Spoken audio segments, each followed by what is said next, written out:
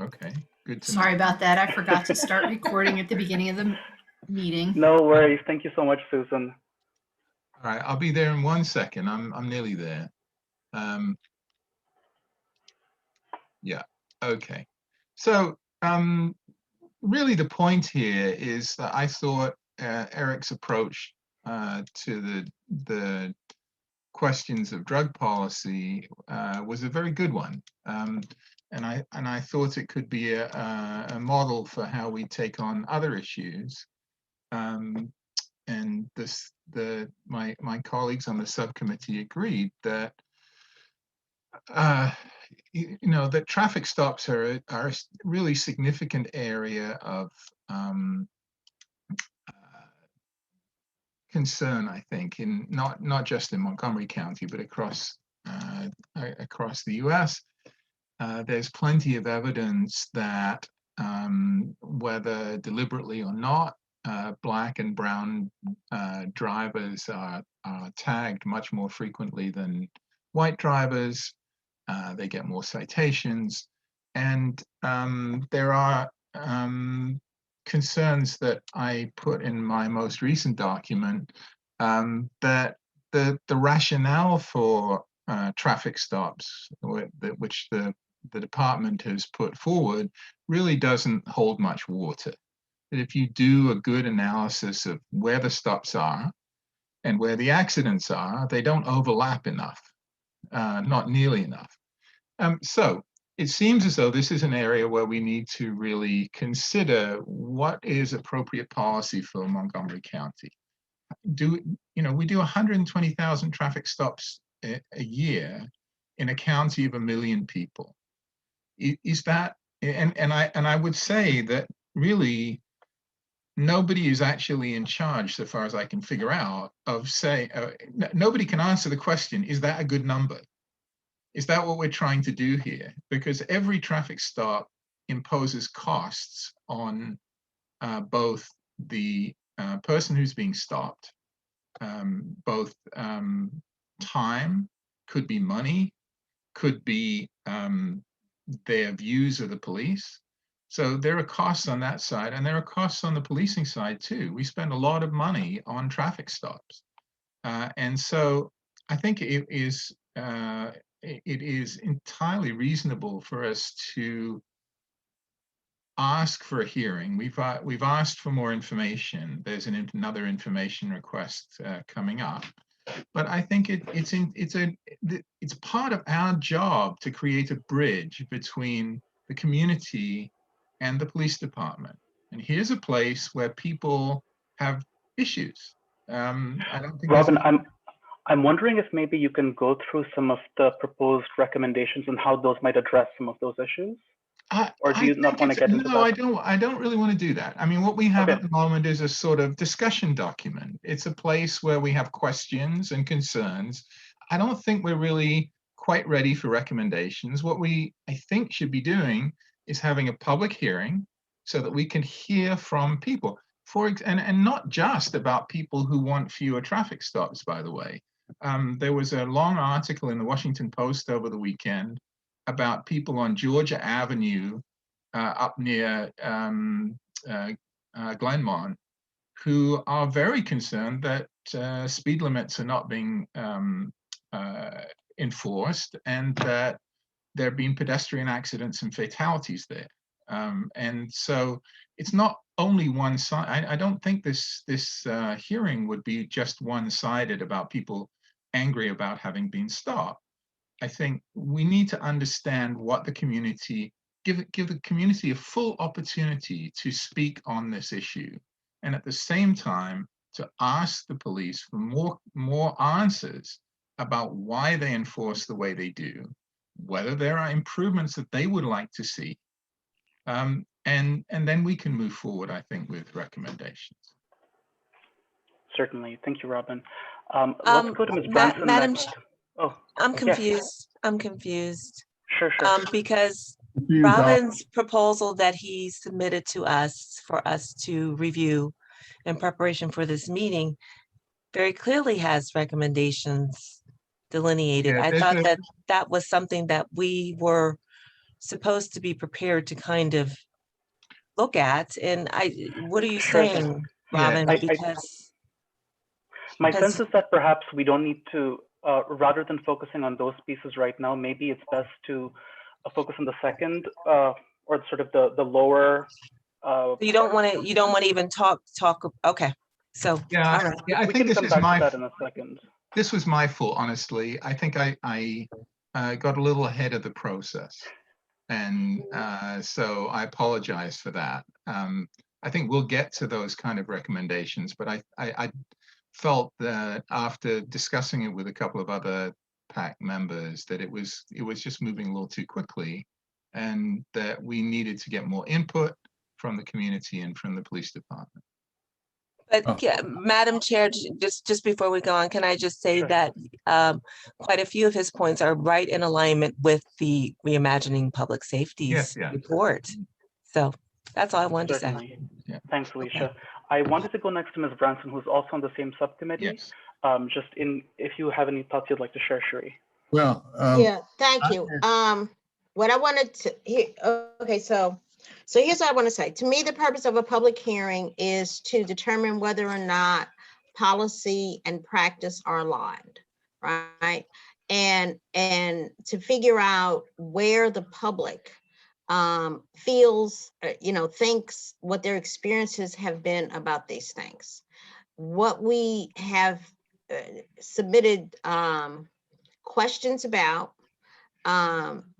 has been about the policy, right? What we have had meetings about has been about the policy, and that policy is in several aspects, from pretextual stops to the whole issue of repairs, to the role of automation, to the role of the various of the traffic division versus the other stations, the districts, and how they interact.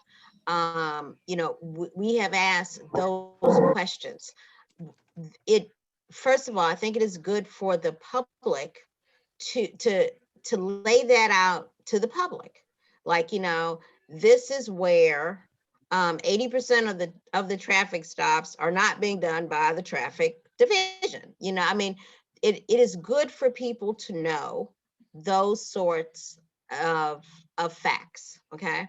And then we can ask the next question, which is, are these the policies that you believe are effective? And then the question becomes, effective to what? Well, that's what I'm still trying to figure out, because the end goal, what constitutes effectiveness, right? What is the desired outcome has never really been specifically stated, right? And I think that would be good to have the public weigh in. What does the public believe the end goal of traffic enforcement should be? That's and that relates directly to the initial question, which is, what are the policies? What are the practices? And how do they affect the people? This is basically what Robin has in his document, right? And these are the underlying, this is the underlying rationale that we've used in creating these questions and seeking this information. The public also needs to understand what our analysis is, why what are the questions we're asking, and why are we asking those questions? That's the purpose to me of having this public hearing. It's not so people can complain about traffic cameras, okay? It is to have to come to maybe some sort of critical mass of what the public believes should be the policy. And armed with facts, because everybody, has a whole lot of thinking about what they, but folks need to understand what the facts are, right? That's a critical role in putting forth a public hearing, right? They need to understand the underlying policies. They need to understand what the desired outcome of those policies are. And at that point, you have a way to align and figure out whether you are actually achieving an effective and efficient system for doing what you said you wanted to do in the first place. Thank you, Ms. Branson. I think it would be helpful to look at the subsections within the proposal. So in Robin's proposal, we look at stops and accidents. So the relationship, as Robin alluded to earlier, between accident prevention and traffic stops. There's a section on repairs, looking at what is actually causing driver safety in terms of repairs of their cars. Pretextual stops, of course, which we've discussed. The cost of the traffic stop in terms of doing a cost-benefit analysis, and whether or not officers are incentivized, or how this factors into their evaluations, if it does. So in terms of what we're looking at, those are sort of, that will give you some idea. I know Alicia had something she wanted to say. Alicia, I was trying to say myself back in the beginning. We'll come right to you next, Mr. Ricks. Alicia, did you have another question? Oh, no, I'm sorry. I don't, well, I had a few comments if we were going to look at Go for it. Yes. Robin's text, but and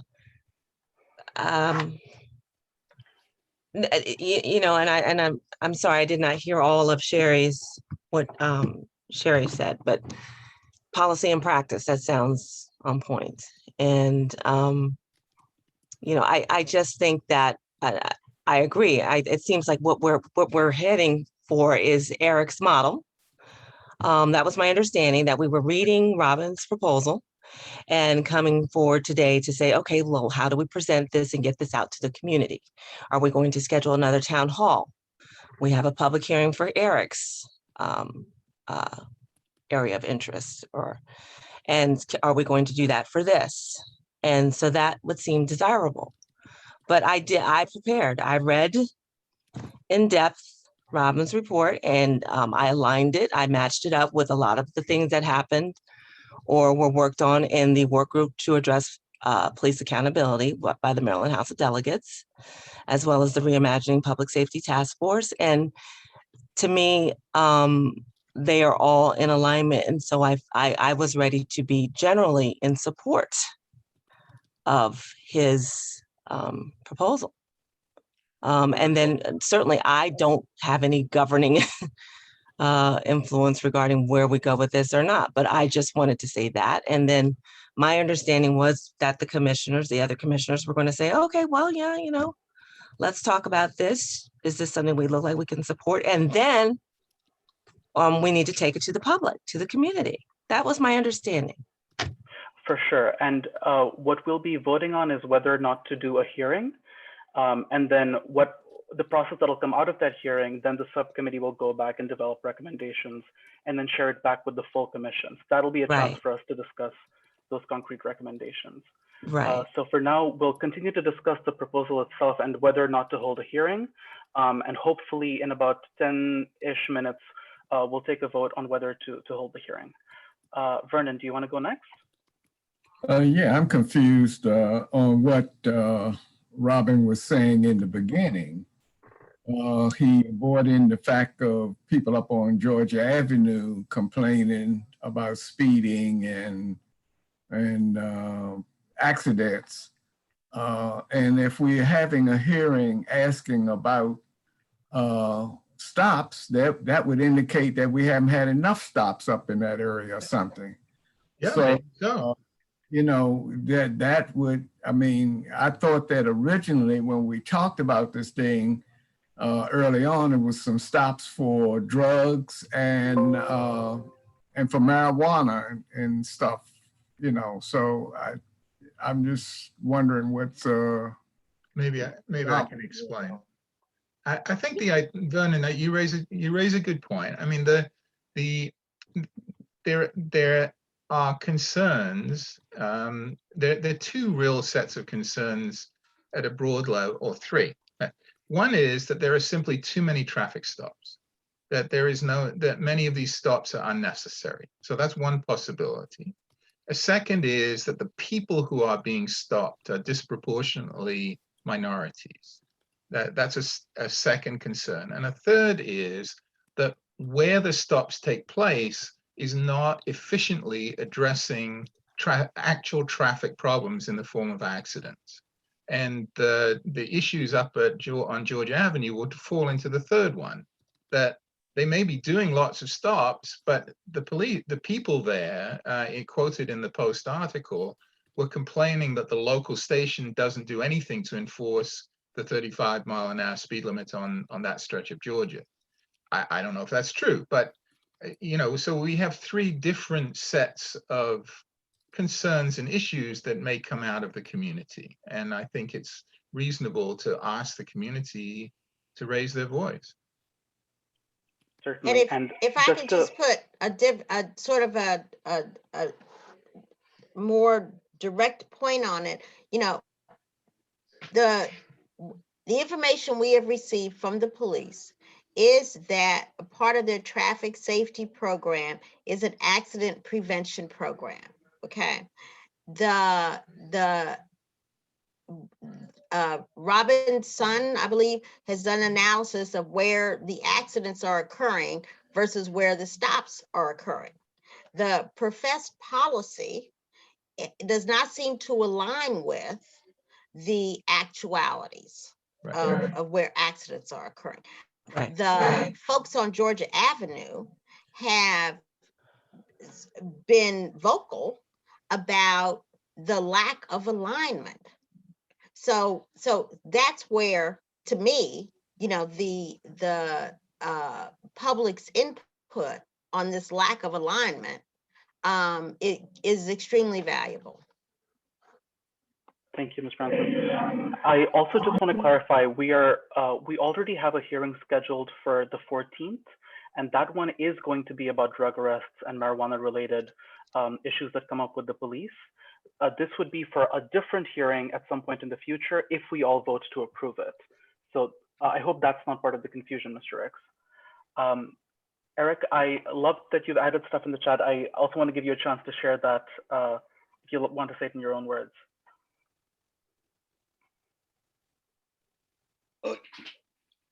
I don't know that, I mean, since everybody can see the chat, I simply want to say that, I, as a driver, as a 71-year-old driver, see driving that disturbs me. And so I wonder how can we educate drivers not to drive dangerously, or in ways that I, as a 71-year-old, perceive as dangerous on the roads that I'm traveling on. So it could be that instead of relying on the discretion of police officers to decide whom to pull over, maybe we need more cameras. Maybe the camera doesn't lie in some sense. The radar tells you, this car is going 13 miles an hour over the limit at this point. Maybe this car ran the red light. It has, but these are all things we could discuss in the course of our hearing. I think that the data that Robin and his son have analyzed, sort of suggests there seems to be a disconnect between what the police are doing and what they say they're doing. And it is that disconnect between what the police say they're doing and what they're actually doing that's at the heart of the community's concern about public safety and how the police department's managed, whether it's in racial justice, drug enforcement, schools, or whatever. Thank you, Eric. And thanks to the person in the chat pointing out that we need to make sure that the cameras are maintained properly and calibrated accordingly. I've heard a lot of great comments from folks who seem to be in favor of the hearing. I want to give a chance to anyone who wants to speak against the hearing, if there is anyone who wants to speak against such a hearing. Which hearing are you speaking of? The drug one on the 14th? Or I thought the 14th is set, and are we That trying? one, I mean, are we going ahead of ourselves with something else? this would be to have a hearing on traffic stops specifically.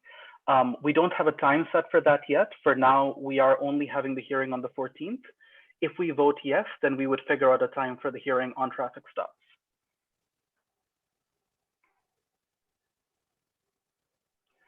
And if there are no such comments, then we can go ahead with the vote. So if you are in favor of a hearing on traffic stops as outlined in Robin's proposal, please put in yes or aye in the chat box, or no if you're against it. And as always, you're welcome to abstain as well. Can I raise one Before other? we take a vote, should we take attendance to make sure we have, Or you know, We have quorum, but we don't have Okay. everyone in attendance. okay. Robin, you wanted to add something? Yeah, I just wanted to raise a question. So this is something that Shabab and I had sort of kicked around a little bit, and I think it's worth discussing. So there are a lot of issues to cover as we go forward over the next year or two. I mean, there are a lot. We haven't even touched on surveillance, no-knock warrants. I mean, there's a long list.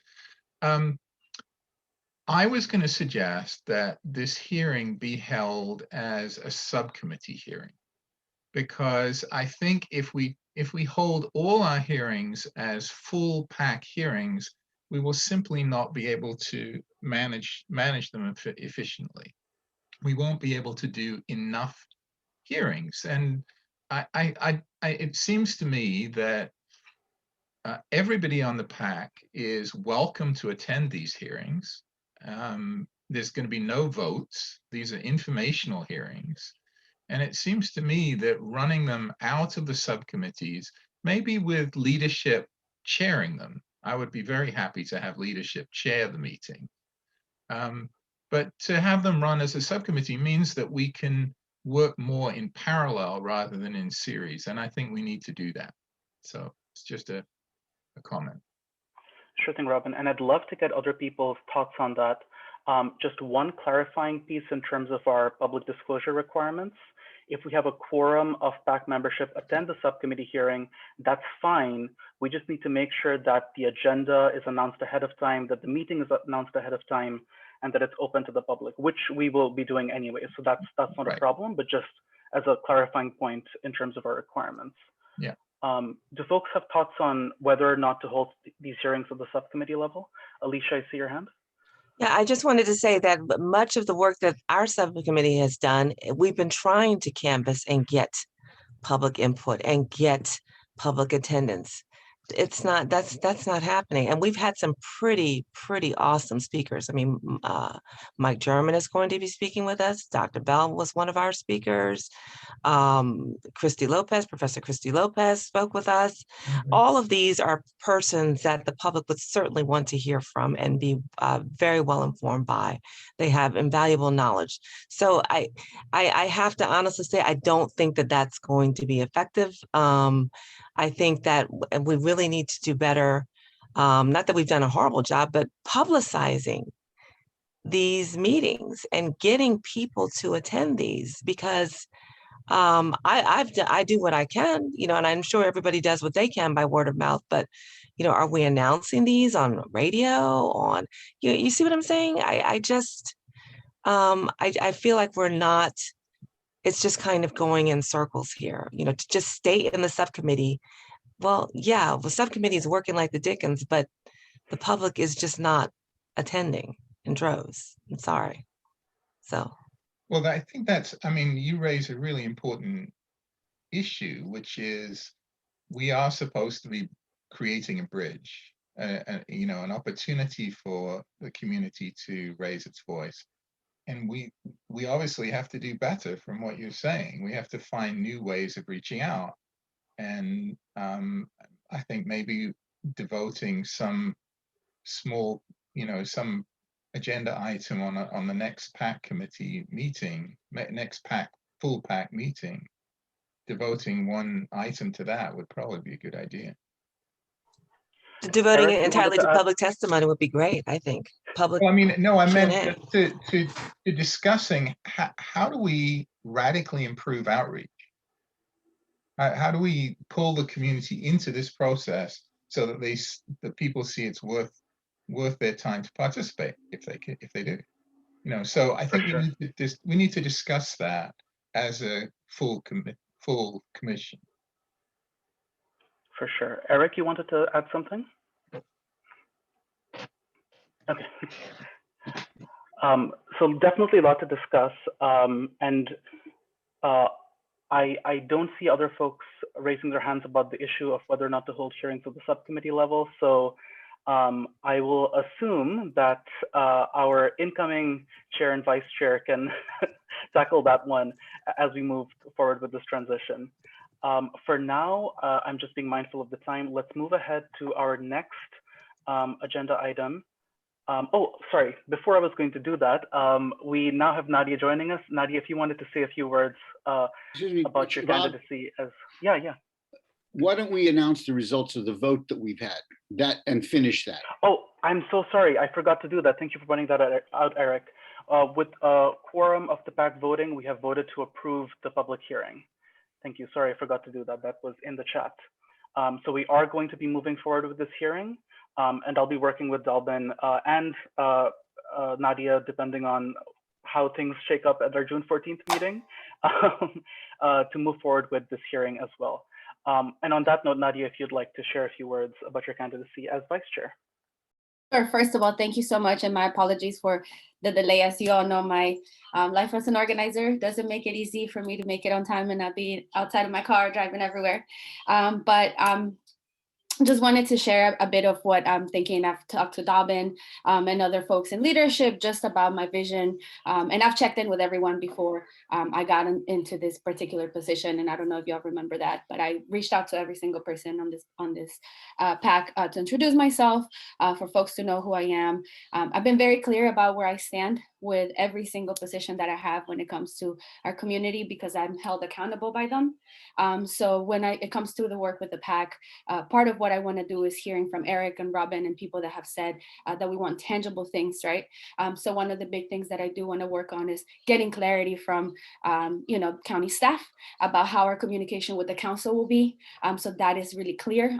We said that we can suggest policy and we can suggest many things, but I don't know what that process looks like. And I would like to be, transparent about what that looks like for all of us. If that means we're meeting with the council once a quarter, if that means we're meeting with them once a year to present these policy measures that we have in mind. And with that said, I want all of our subcommittees to work on their policy suggestions, right, for legislation, because I think that's a big piece of what we want to work on. I think that's a big piece of what we've been charged with. And with that, I think the public hearings go hand in hand. So listening to the community, figuring out what those policy changes looks like, depending on different subcommittees, and then being able to present them. I also want to be a little bit more vigilant on what is in the public safety committee in the county council, because there are tons of measures. As you have seen, we've have a lot of bills that get to us, and we consistently have to kind of look into that. And I want to be a little bit more on top when it comes to giving our position and be present at public hearings and giving our say, because we are mentioned consistently by the county council. And I want us to have that same weight when it comes to our voice, because we can't just be the PAC, right? We did something and we're listening to the community, but it's like, yeah, the PAC is saying such and such thing though. And then I also want to make kind of a clear pathway of communication between us and the council staff. We receive tons of emails every day of articles and things like that. So kind of streamline that process, whether that is once a week or once every 2 weeks, so that we can get a concise list of everything that's going on and be able to process that so that we're ready for our meetings. So a lot of the administrative stuff to continue to get us set up to be able to do the work that we're here to do, but also being very grounded on what our charge is as a commission. I'm open to talking to anybody. If y'all want to reach out to me, I'm 100% sure everybody has my cell phone number. And so please feel free to reach out via email or text, and I'm more than happy to chat with anybody. Thank you so much, Nadia. So with that, let's move forward with our next agenda item, which is the statewide policing bills that have passed. We are very fortunate to have some some folks who've been working very hard on this at the state level joining us. First up, let's kick it over to Delegate David Moon of District 20, one of our Montgomery County representatives, who has been a leader on this issue in the legislature. We're very thankful for your time here. Delegate Moon. Thanks. Thanks. I'm Delegate David Moon. District 20 is my turf. That's the Silver Spring Tacoma Park area. But I'm probably here because I'm on the House Judiciary Committee. And I'll try and hit just a few bullets of some of the topics that we engaged in some pretty big reforms on this year.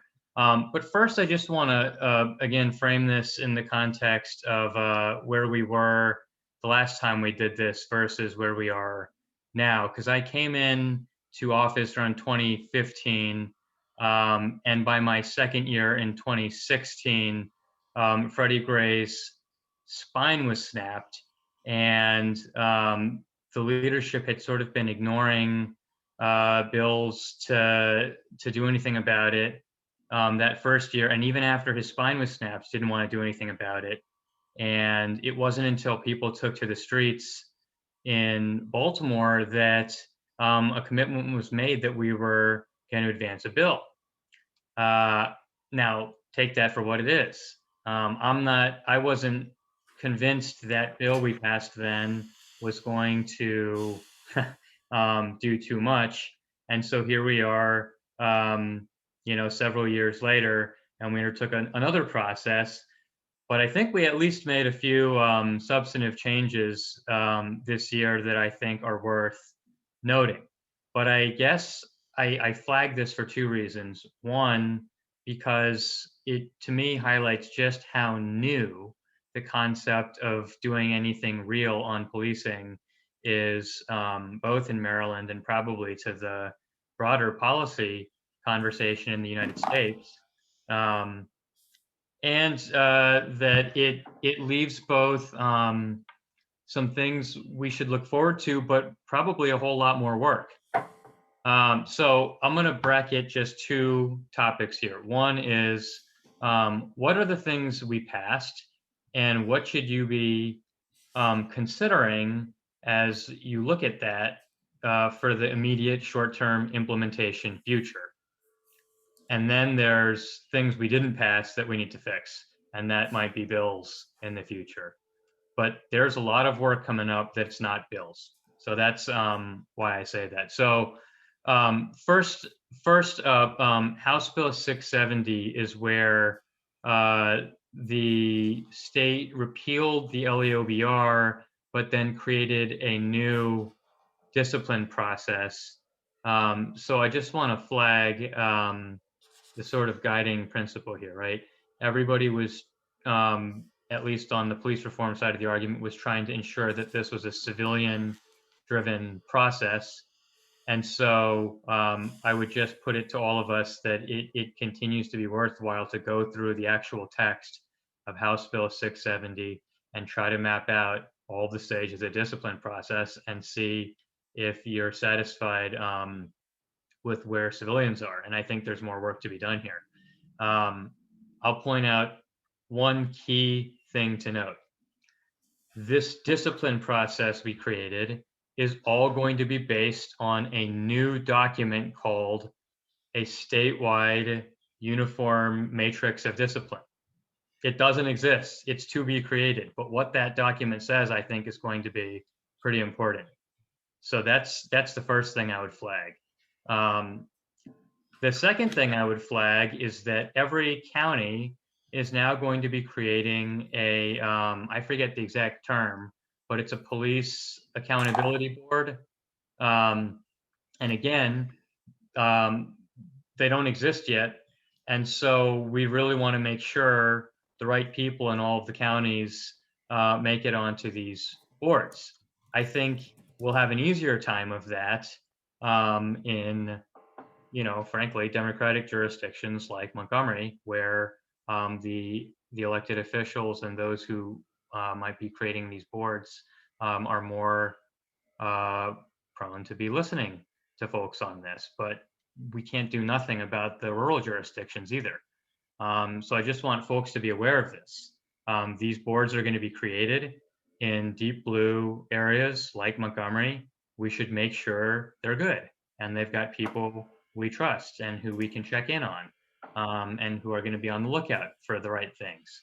And in the other counties, we somehow have to fight to make sure we have folks in there that are willing to be neutral arbiters of this sort of misconduct. So to me, this is the biggest stuff, not bills. It's going to be this uniform matrix discipline, and it's going to be who makes it onto these boards. And this sets the stage for everything else before we even get to bills to fix some of these issues. So I just want to start there because I think Montgomery really ought to be insistent on having a voice in what that uniform discipline looks like, and to make sure the county here constructs these well. So I literally just came from this call right before this from the Tacoma Park Police Citizens Advisory Board, 5:37. I was talking to them about implementation details about this, and we were having very much the same conversation. And I'll just keep saying this over and over again. The county can always do better than what the state does on a lot of these rules.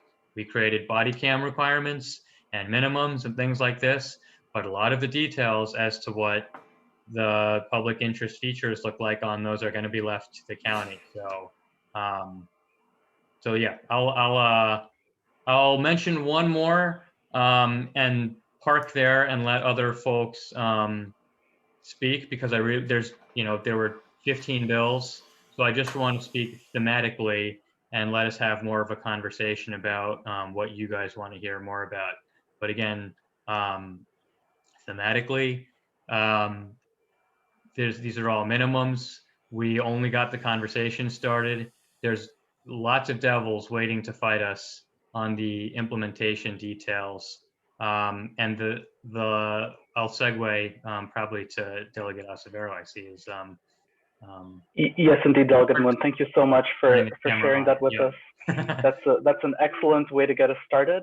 And let's go right to Delegate Acevedo. Thank you so much for joining us and for your leadership on this issue. If you'd like to share a few words. Yeah, good evening. And thank you, Shabab, members of the Police Advisory Commission, and congrats, I take it, are in order to my friends Dalvin and Nadia in terms of the incoming leadership. So as far as this legislative session, I'll just say really quickly that a lot of the work that we did this session was based on a report compiled by the House Work Group on Police Accountability in Maryland, which was created by Speaker Jones, that a number of us, Delegate Moon and myself, were on. And we discussed a number of ideas and concepts, but ultimately what the work group produced is what we did legislatively. I and others certainly proposed several police accountability ideas that we were trying to get considered and for the work group to, I guess, vote on, so that hopefully that could be something that we're addressing this legislative session. Just some of those ideas were the issue of white nationalism in law enforcement. And I encourage folks to look at a report that Congressman Jamie Raskin's Subcommittee on Civil Rights and Civil Liberties had put out, an unredacted FBI assessment about white nationalism in law enforcement, quite troubling. And I would argue that certainly that, Maryland is not immune to what this report is calling for in terms of the work that needs to be done in rooting out white nationalism in law enforcement. I'd also proposed, that we look at ending qualified immunity, particularly in state court.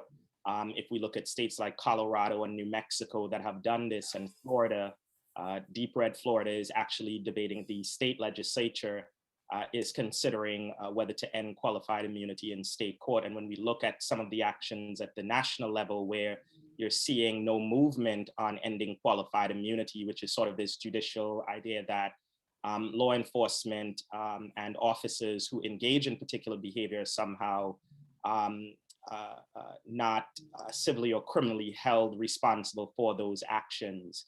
And I think that gets into a whole conversation about, also police settlements, et cetera, which was something I talked about in the committee that I think we also need to look at long term.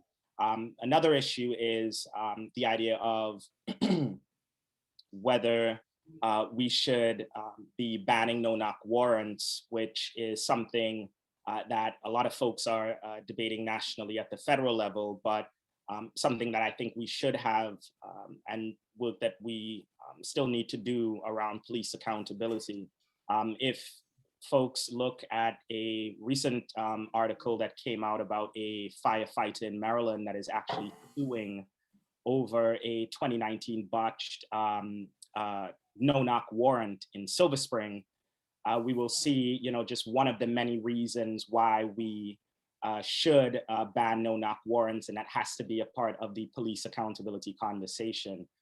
But also, we need to look at police or SROs in schools. Folks may have seen the video that circulated online of the 5-year-old Black boy that in essence was terrorized, berated, et cetera, by police officers while adults and administrators were present. And that kind of interaction sort of speaks to really the larger problem that we're seeing from data from the Maryland Department of Education that shows that 70% of school-based arrests are for nonviolent infractions, and Black and Brown students, Black and Latinx students make up a majority of those students, Black, Latinx students with disabilities, but also LGBTQ+ students. In Montgomery County here, the Council's Office of Legislative Oversight came out with a report that folks may be familiar with that showed that school-based arrests accounted for, Black and Brown students accounted for a majority of school-based arrests, and also for minor infractions. And I think we really have to look at these ideas. I know this is something that we're debating as a county, but this is some of the work that we still need to address around police accountability. And folks may be familiar with legislation that I've introduced named after Anton Black, along with Senator Jill P. Carter from Baltimore City, that passed this session. I think it is worth noting that, it was certainly passed in a strong posture, which includes sustained as well as unsustained complaints. And the reason why that's important is if you look at the case of Anton Black, you had this former officer who had multiple use of force reports and complaints while an officer in Dover, Delaware. And the police chief at the time not only falsified, but intentionally covered up important information related to this officer's background before hiring him. And a few weeks later, this same officer was involved in Anton Black's death. And we talk about, accountability, but precursor to that is transparency, because we really can't have community trust between law enforcement and the broader communities that they serve if we don't have accountability, and we can't have accountability if we don't have transparency. And the fact that Anton's law passed this session in a strong posture, I think it's something that's worth noting, but certainly a lot of work that we need to do. Personally, around civilian oversight, I prefer a democratically elected civilian oversight board with subpoena, disciplinary and investigative powers, because when we talk about reimagining public safety, it must mean transparency, it must mean accountability, but community oversight and control over the way public safety is administered. And so this is some of the work that we still need to do. And I'll leave it right there so that we can, so that the other speakers can add and we can have a Q&A. Thanks. Thank you so much, Dr. Acevedo. And I imagine we'll have some questions about the specifics of Anton's law as we head into the Q&A as well. And we're very lucky to have you here to talk through some of that with us.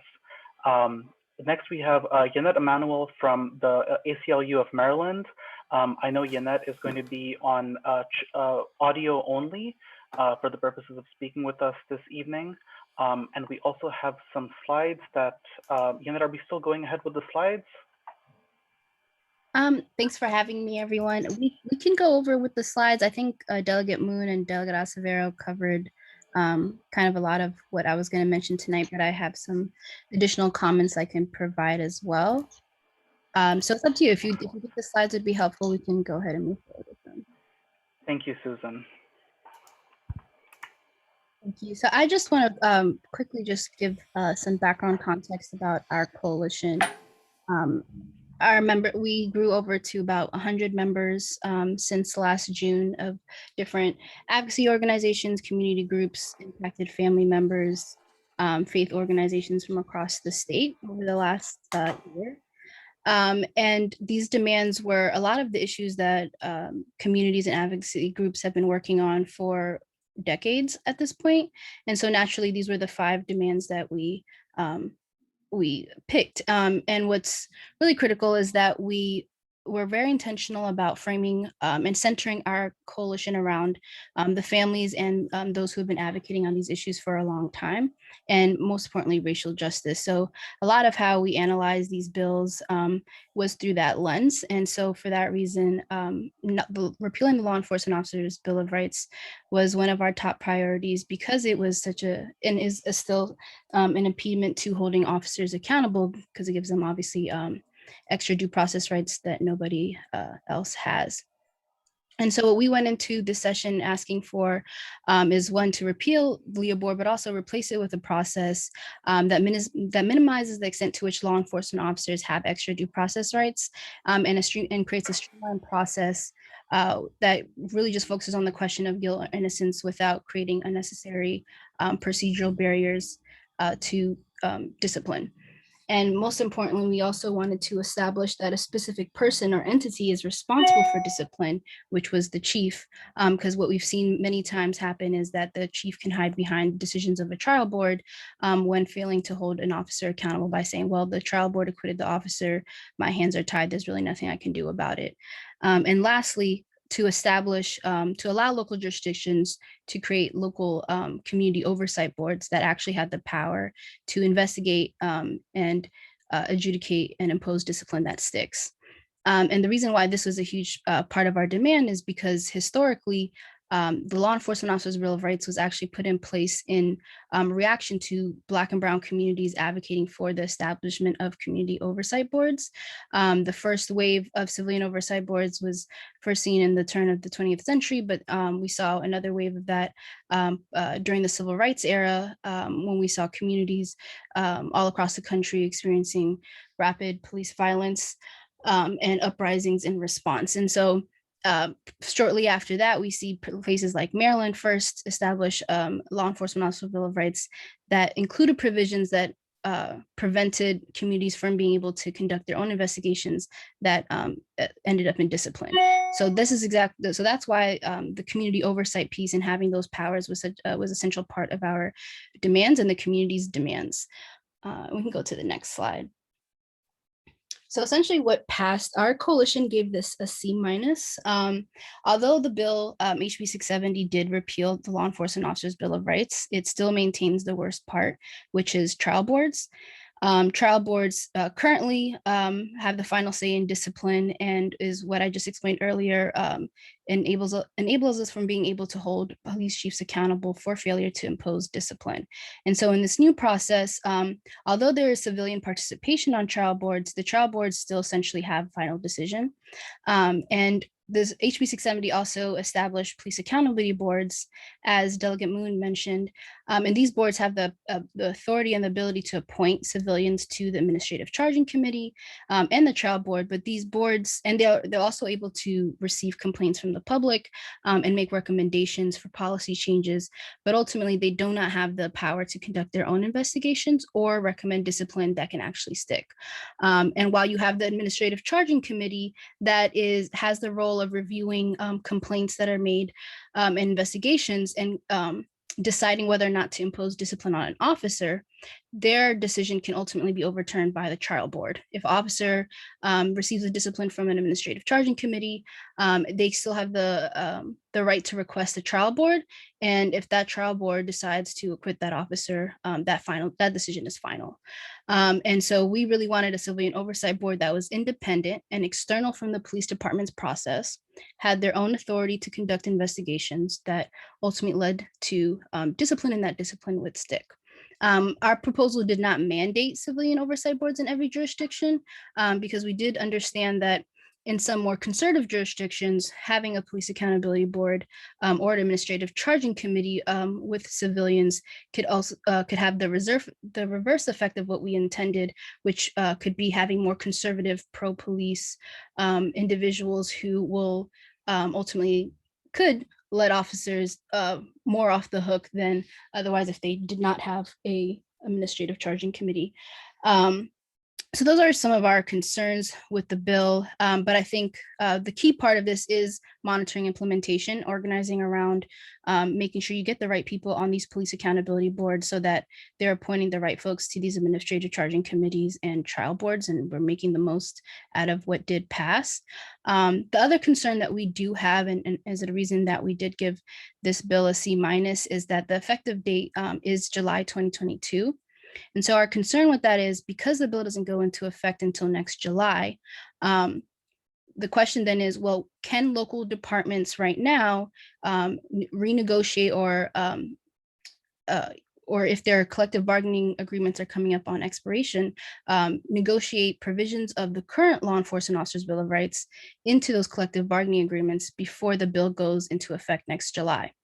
If, let's say, example, Montgomery County decides to do that, if they include in their collective bargaining agreement provisions of LEOBOR, even though the bill goes into effect next July, if their expiration date is further out, the bill wouldn't the bill wouldn't have any effect on that collective bargaining agreement. So that's something that we're currently having to monitor and going to do some organizing around, as well as just helping communities that are interested in advocating and organizing in their jurisdictions around getting folks on those police accountability boards. So that's pretty much it for the Law Enforcement Officers Bill of Rights. And Delegate Acevero also touched on Anton's Law.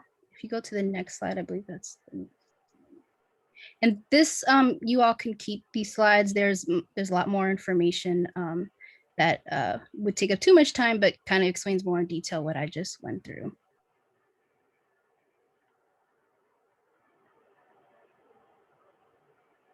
So Anton's Law is definitely a bill that we gave an A, something that we are very proud of.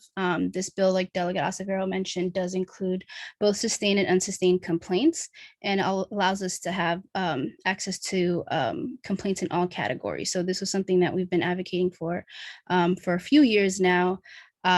The only small carve out on the bill is for technical infractions, and these are just records relating to an administrative policy violation, like not wearing the correct uniform, showing up to work late, but don't deal with any violations that deal with any interactions with the public or during an officer's duties that relate to interactions with the public.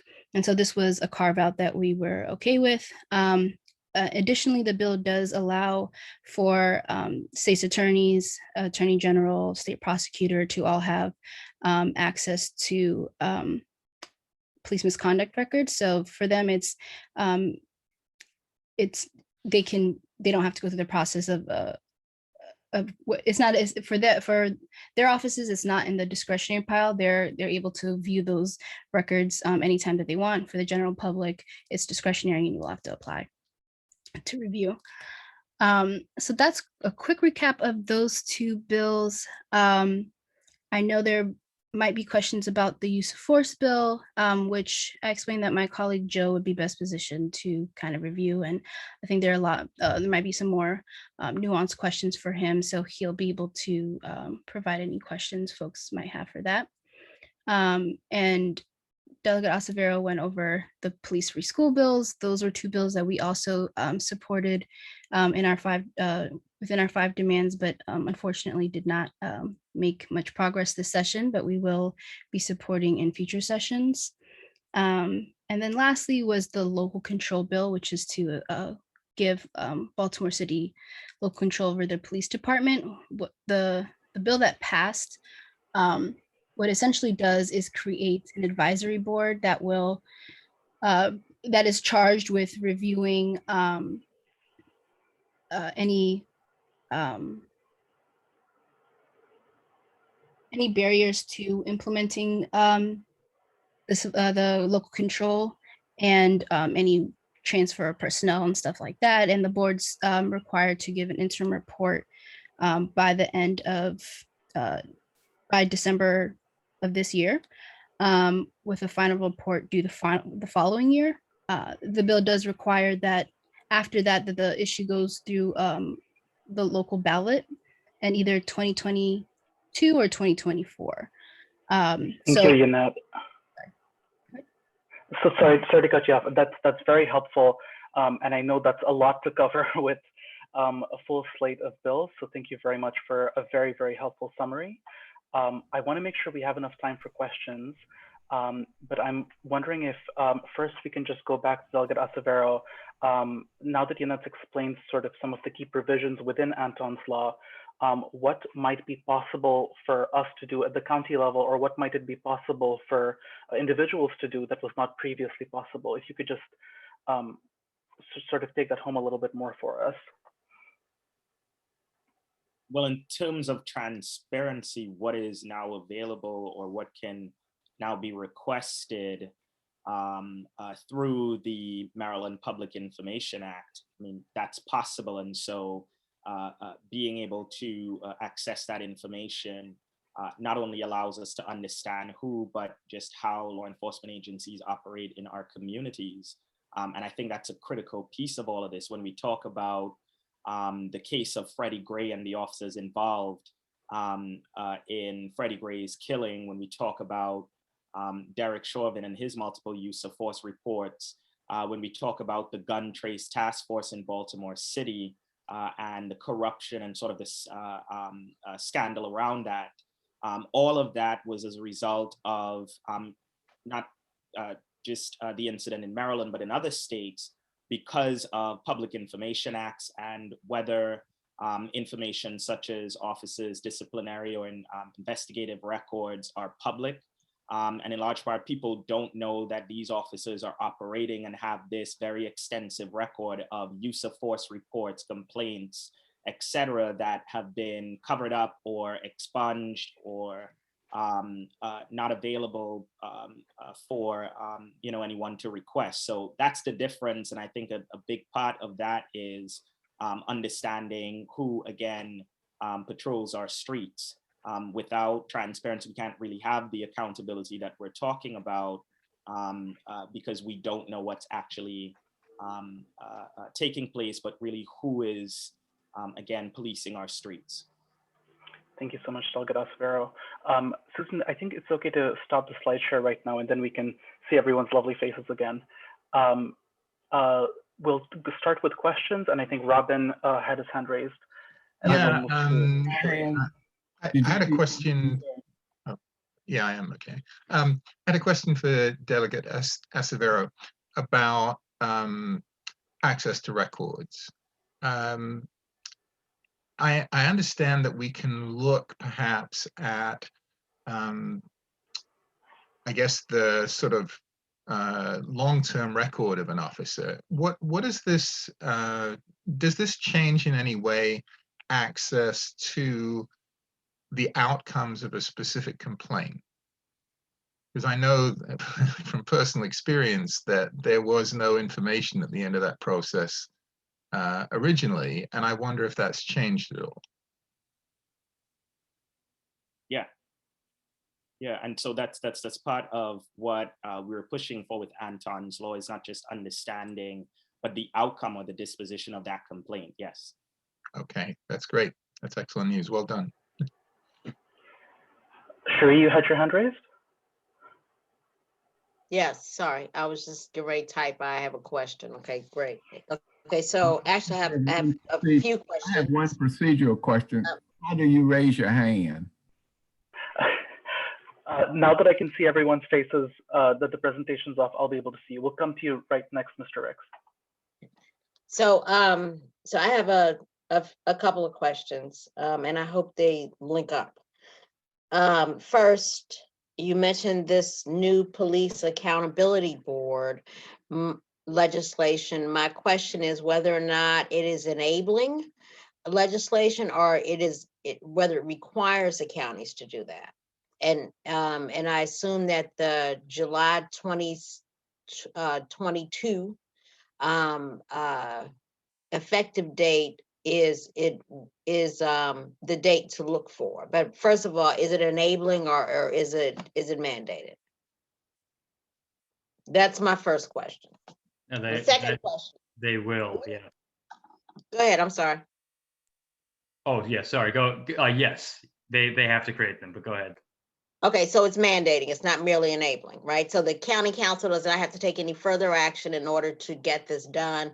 Bam, they just have to get it done. They don't have to pass a bill within the county to get it done. So we don't have to weigh in on that aspect of it, you know, because I'm thinking about the commission's work, right? So we don't have to weigh in on that to ask them to do that. Second, I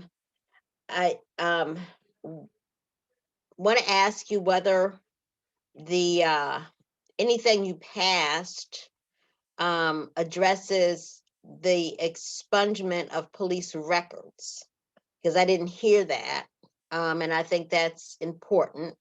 And third, I want to know whether anything you passed affects our little deal in Montgomery County where our state's attorney refers use of force, you know, deaths, investigations to Howard County. Is there anything that you passed that says that would have any bearing on that whatsoever? So those are my questions. Thank you. Thank you all for your work. I appreciate it. Cherie, I'll defer to Yannette on the expungement question, and as far as and it's good to see you, by the way, very good to see you. It's good to see you too. As far as the questions on the MOU, which is what you're referring to, between Montgomery and Howard County, where in cases of police, bodily injury, killing, etc., the Howard County State's Attorney, in essence, investigates, prosecutes those cases. We did have an independent prosecutions was one of the things, independent investigations and prosecutions was one of the things we discussed on the police accountability work group. And ultimately what we passed was a process in which, because a number of us were advocating for various systems, some would have liked to see the state prosecutor have this responsibility. And for folks who aren't familiar, the state prosecutor is an appointed position for a term of 6 years. Some folks would have liked the attorney general to be the investigating prosecuting office, and others like myself and Delegate Fisher and others were advocating sort of for a concurrent jurisdiction. So in other words, the state's attorney or the local elected state's attorney being able to bring charges, but also the attorney general office, and there be some kind of a triggering mechanism. Ultimately, what we passed was the responsibility would fall to the state prosecutor's office, which is an office in the attorney general's office, but state's attorneys have a sort of right of first refusal. So if state's attorneys, in essence, do not bring cases, charges, this is something that the state prosecutor would have jurisdiction and be able to bring charges in cases of serious bodily injury, killing, etc., and whatnot. Okay, thank you. Thank you, Delegate Acevedo. Mr. Ricks, you had your question next? Yes. Is it possible to get copies of Yannette's presentation, number one? And the second thing is, there were a number of things that the governor is is not signing. And I was wondering, some of those things would have to come back up in the next session for overriding those things. Any things of great concern and in, to your part, Gabriel, on those things?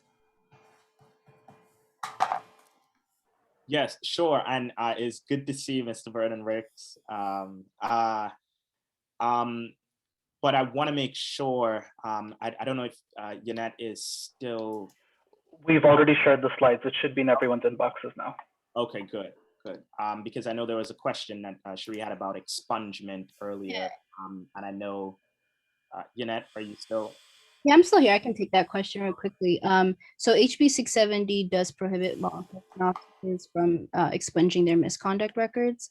But again, that bill doesn't go into effect until next July. So another concern that we do have is departments currently expunging police misconduct records between now and when the bill goes into effect and when Tom's law goes in October. In addition to that being something that departments negotiate in their collective bargaining agreements before the bill goes into effect. And to your other question about whether there would be any local input about the establishment of the police accountability boards, the bill is silent on that. It does require that the local governing bodies do appoint members to the police accountability members and establish a budget and staff.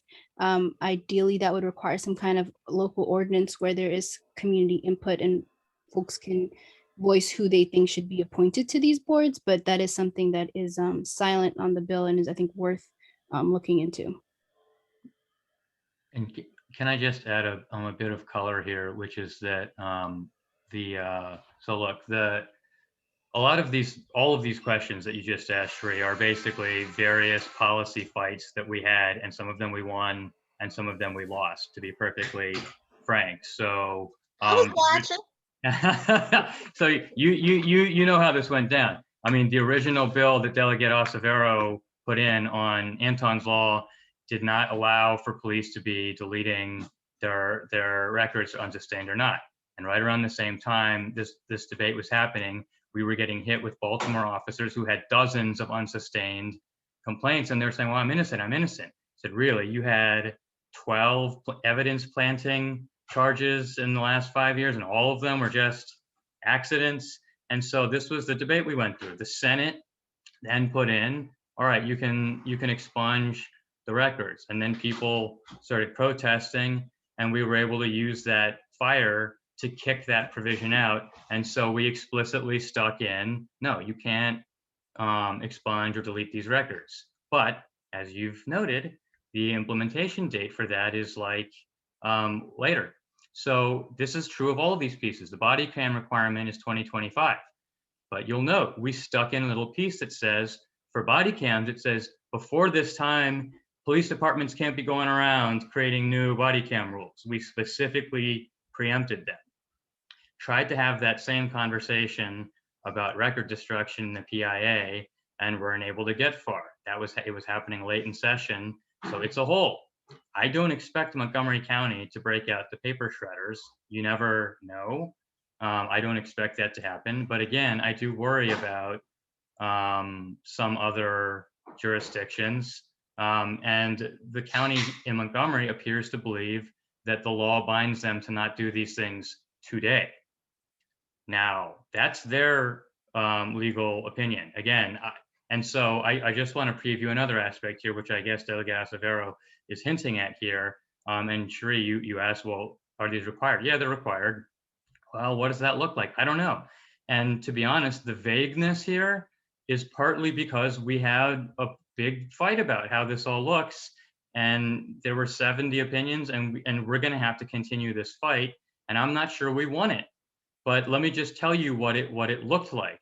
One version of it said, and the dynamic that we're just all wrestling with is, how the heck do you put Baltimore, Montgomery, and Worcester and Frederick all under the same system and not have weird results? So we want Montgomery and Baltimore probably to have something more like what Delegate Acevedo is talking about, with a democratically elected or people charged oversight of the police.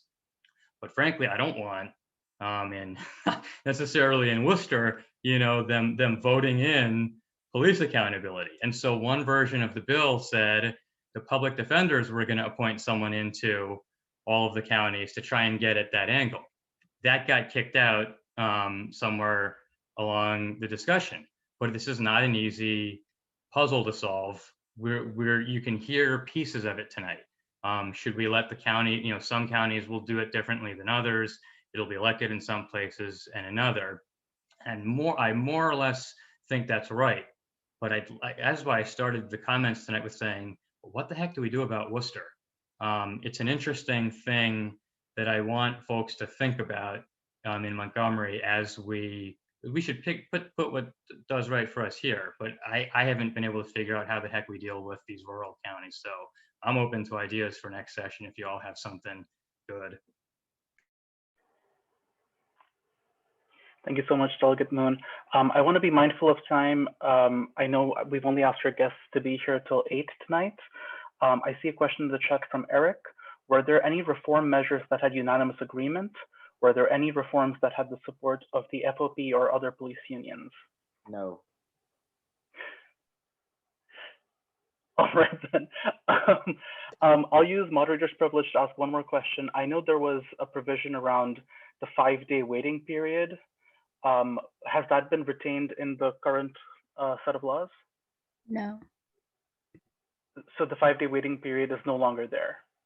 Yes, that's correct. It's not Okay. included in HB 670. Wonderful. Sorry, I completely lost track of who else had their hands up. Do we have another question? I didn't hear him answer about those things that the governor. Yes. I apologize, Mr. Hicks. So a lot of, folks may have heard that, Governor Hogan pretty much vetoed the police accountability package and bills that we passed. And what we did was we overrode all of those vetoes during session from Anton's law, which I was particularly disappointed in because when I met with Governor Hogan, the Legislative Black Caucus has a meeting with the governor every year. And one of the issues I've challenged him on was Anton's law, and in part because when Anton Black was killed, in addition to the Coalition for Justice for Anton Black being formed, a number of us had spoken out. Governor Hogan had called for, according to him, answers and accountability in the case.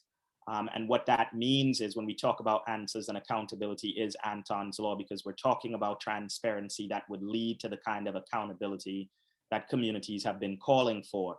And so for him to do this kind of public posturing where he says he supports the family and calls for answers and accountability, and then vetoes a bill that would do just that. And had it been in place, Anton Black would have been alive today.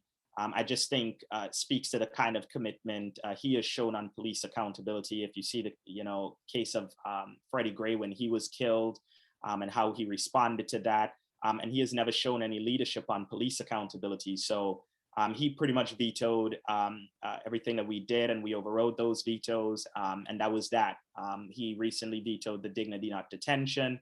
That's also immigration and immigrant justice discussion that Judiciary Committee members can also speak to you about. But I would say that as far as community oversight boards, I still believe that they need to be democratically elected, whether we're talking about Anne Arundel County or whether we're talking about Talbot County or Montgomery County. Reason being is because there are also folks, community leaders in these same jurisdictions who not only understand the community, but are trusted leaders and would have the ability to represent and to be able to do that. We can make the same argument about other actors within the criminal legal system, such as states attorneys, judges, etc.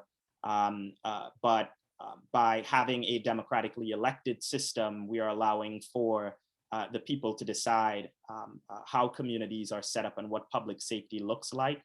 And we may not necessarily agree with some of the crop of candidates that may put themselves forth on the ballot. But if we can vote for things like Register of Wills and Clerk of the Court, we can vote to ensure that we have community oversight and control over the law enforcement agencies and the way public safety is administered. Just keep in mind in Montgomery County, we haven't had a Black clerk of the court. Thank you so much, Delegate Acevedo, and thank you to all of our speakers. It's been so great to have your expertise and your willingness to answer all these questions. We have our marching orders in terms of what we can get done at the local level. So this was a really, really helpful conversation for all of us. I know technically on the agenda, we have a call for new business. So does anyone have any new business they'd like to propose? Yeah, I do.